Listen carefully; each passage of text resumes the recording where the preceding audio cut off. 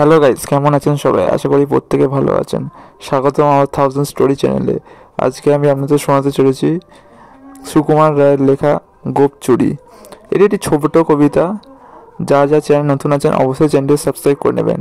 Let's start our video. Gopchuri, Sukumar Ray. Head অফিসের বড় বাবু লোকটি বড় শান্ত, তার যে এমন মাথার ব্যামো কেউ কখনো জানতো? দিব্যি ছিলেন খোশ মেজাজে, চেয়ারখানি চেপে একলা বসে ঝিমঝিমিয়ে হঠাৎ গেলেন খেপে। আঁতকে উঠে হাত পা ছুড়ে চোখটি করে গোল, হঠাৎ বলেন গেলুম গেলুম আমায় ধরে তোল। তাই শুনে কেউ বদ্যি ডাকে, কেউ বা হাঁকে পুলিশ, কেউ বা বলে কামড়ে দেবে সাবধানেতে তুলিস।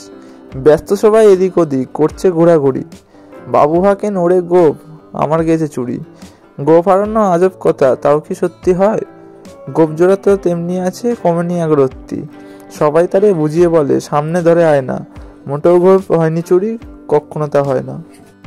রেগে আগুন তেলে বেগুন, তেলে বলেন তিনি, কারোর কথার ধার ধারি নে, সব বেটাকেই চিনি। নোংরা ছাঁটা ক্যাংড়া ঝাঁটা বিচ্ছিরি আর ময়লা, এমন গোপ তো রাখতে যদি শ্যামবাবুদের গয়লা। এ গোপ যদি আমার বলিস করবো তোদের জবাই, এই না বলে জরিমানা করলেন তিনি সবাই।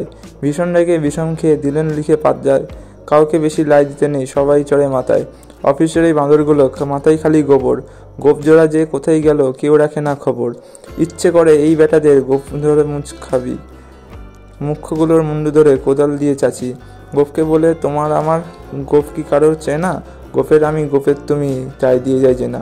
হ্যালো বন্ধুরা, আজকেই আমি এখানে কবিতাটি শেষ করছি। যাদের যাদের ভালো লেগেছে কবিতাটি লাইক করে দিয়ে চ্যানেলটিকে অবশ্যই সাবস্ক্রাইব করে নেবেন। দেখা হচ্ছে পরের ভিডিওতে।